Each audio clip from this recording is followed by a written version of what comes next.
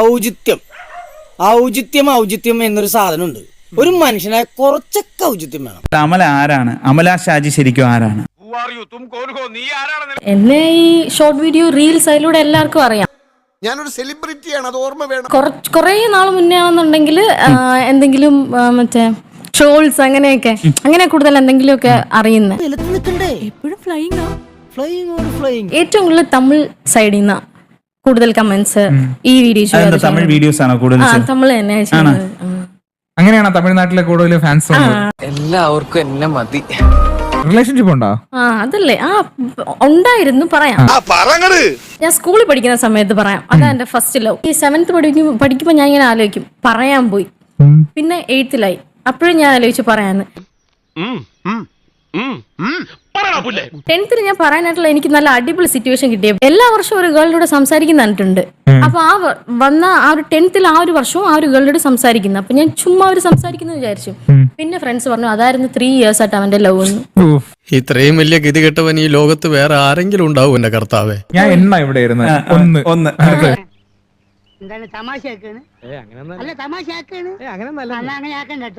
ഒരു 6 months മുന്നേ എനിക്കൊരു 1 year ആയിട്ടുണ്ടായിരുന്ന ഒരു ലവ്. അതൊരു ദുരന്ത ലവ് സ്റ്റോറിയാ. അതെ, ഞാനെല്ലാം ചെയ്യുന്നത്. ഇപ്പോ എന്തെങ്കിലും ഒരു പൂ കൊടുക്കുന്നതോ അല്ലെങ്കിൽ കാണുന്നതോ ഞാൻ പോയി കാണാൻ വരെ പോയി. 300 kilometer ഒക്കെ. എന്റെ പൊന്നോ എന്തൊരു തള്ളാണോ, തള്ളി മുല്ലപ്പെരിയാർ വരെ പൊട്ടി. അതിനകത്ത് ഒരു പഴമുണ്ട്, അത് വായിക്കുത്തി കേട്ടോണ്ട് നൈറ്റ് പോയി. വലിയ തള്ളിസ്റ്റോ ഇല്ല, സത്യമാണ്. മലയാളിയാണോ? അല്ല. നോർത്ത് സൗത്ത് മനസ്സിലാക്കി കളഞ്ഞല്ല. പിന്നെ അപ്പൊ ആ പുള്ളിക്കാരൻ വിളിക്കുന്നതാണോ അതോ അമലയായിട്ട് ആഗ്രഹിച്ച് അങ്ങോട്ട് പോകുന്നതാണോ? നീ എന്താണ് ഉദ്ദേശിക്കുന്നത് വത്സ? ഇല്ല, കാണാന്നുള്ള പറയും. ബട്ട് എനിക്ക് ഭയങ്കര ഇഷ്ടമാണ്. ലൈക്ക് ഒരു എക്സ്പ്രസ് ചെയ്യുന്ന ഒരു ടൈപ്പാ ഞാൻ. അയ്യോ ഓർമ്മിപ്പിക്കല്ലേ പൊന്നെ. അപ്പൊ ഞാൻ ഒന്നും നോക്കിയില്ല, നമ്മളങ്ങ് പോയി. അങ്ങനെ ഫുഡൊക്കെ കഴിച്ചു, ദെൻ പിരിഞ്ഞു. പിന്നെ ഇടയ്ക്ക് ഇങ്ങോട്ട് വന്നായിരുന്നു. അങ്ങനെ ഞാൻ പിന്നെ ഫ്ലവർ ഒക്കെ കൊടുത്ത് ചോദിക്കും. ഇല്ല വന്നിട്ടില്ല. അപ്പൊ ഫ്ലവർ ഒക്കെ കൊടുക്കും. അപ്പൊ എന്നോട് ചോദിക്കും ഇത് എന്തിനാ തരുന്ന. ബെസ്റ്റ് എന്താ എന്റെ ഉദ്ദേശം? മീൻസ് എന്താ മറ്റതാ എവിടെയോ എന്തോ ഒരു തകരാറ് പോലെ.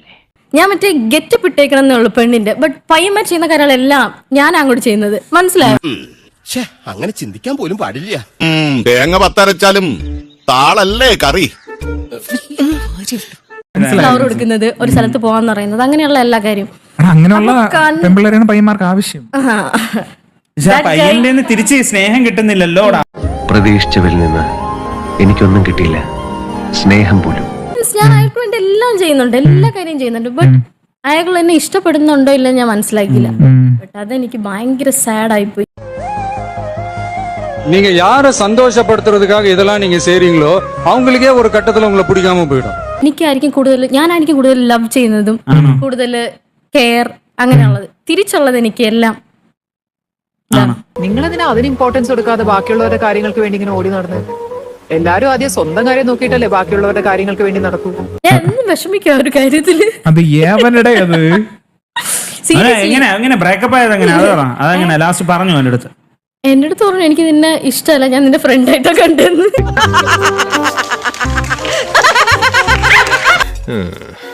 അതെന്നാ വർത്താനം പറഞ്ഞു വെച്ചു പോയേ. ഞാൻ അത്രക്കാരൻ എന്തായാലും ആ ഒരു ബോയ് ഇത് കാണും. സോ എനിക്ക് നിന്റെ അടുത്ത് പറയാനുള്ളത്, നിന്നെ ഞാൻ ഇഷ്ടപ്പെട്ടിരുന്നു, ബട്ട് നീ അത് കണ്ടില്ല. It's okay. കഴുത്ത് വരെ പെരുമ്പാമ്പ് വിഴുങ്ങി അവന്റെ തലയില് ഹാന ചവിട്ടിന്ന് പറഞ്ഞ പോലെ. ഞങ്ങൾ ഇറങ്ങട്ടെ. ആയിക്കോട്ടെ, സന്തോഷായി.